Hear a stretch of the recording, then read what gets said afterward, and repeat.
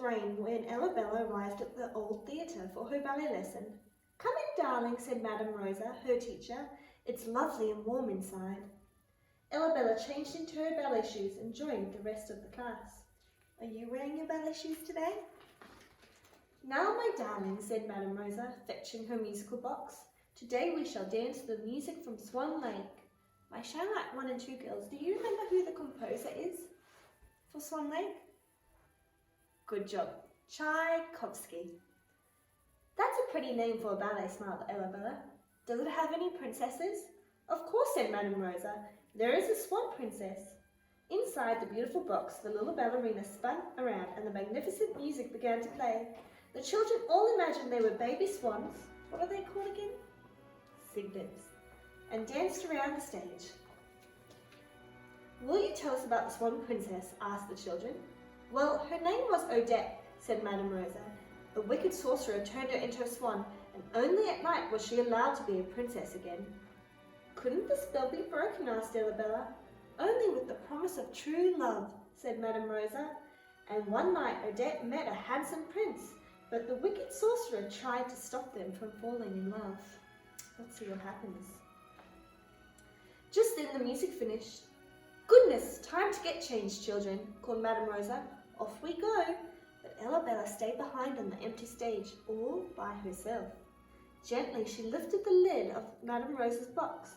The little ballerina inside twirled. Then the Swan Lake music began to play, and as Elabella danced around, it grew louder and louder.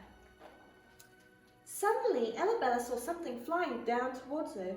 It was a flock of white swans shimmering in the moonlight. As they landed beside a lake, the swans turned into beautiful ballerinas. One of them wore a crown. "You must be the Swan Princess," said Elabella, curtsying. "Yes, I'm Princess Odette," the Swan Princess whispered shyly, "and my beloved prince is waiting at the castle. He promised to declare his love for me at the royal ball tonight." "Would that break the sorcerer's spell?" asked Elabella. "It would," said Odette, "but if the sorcerer finds out, he will try to stop the prince from declaring his love." "Let's make sure the sorcerer isn't there," said Elabella. "I'll go with you." They set off to the castle together. Look at the royal ball. Elabella left Odette outside and stepped into the dazzling ballroom. She could see no one who looked like a sorcerer. Instead, what a sight met her eyes! Princesses from all over the world danced for the prince, but he seemed to be waiting for someone special. I wonder who he was waiting for. Just then, a tall baron in a long feathery cape arrived with another princess. She looked exactly like Odette, but she was dressed in black, and her eyes flashed when she looked at the prince. "Please, may I have this dance?" he asked her. "That can't be Odette," said Elabella. "She was wearing white." Elabella curtsied to the prince. "Excuse me, your highness," she began, but the prince didn't seem to hear her. "I give this princess my promise of true love," he declared. Oh dear. "But look," said Elabella, pointing. The prince suddenly saw the real Odette fluttering helplessly at the window.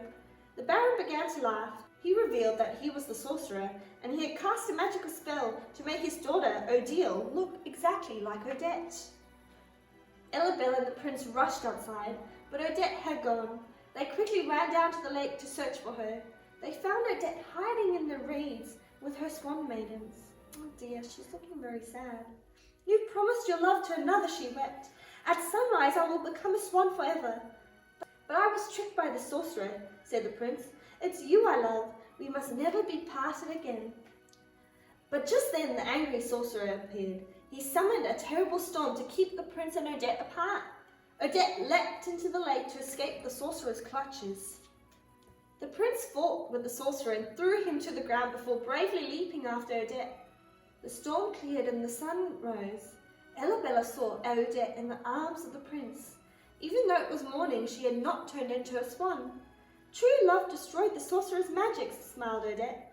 "Thank you, Elabella, and farewell." Music filled the air as Elabella watched Odette and the prince sail across the lake happily and in love. Elabella twirled around but realized the music had stopped. She was all alone on an empty stage. Ella slowly closed the lid of the musical box. "Are you still here?" said Madame Rosa, peeping around the doorway. "Your mamma is waiting for you."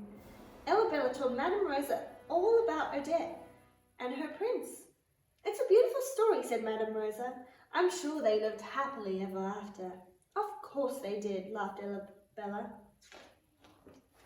Now, good night, my little swan girl, said Madame Rosa. Don't forget to practice your dancing. I won't, said Bella. Good night. And she danced and splashed in the puddles all the way home, just like a baby swan. Well, isn't that a lovely story to read? I want to see your leaping and your twirling and dancing like swans at home.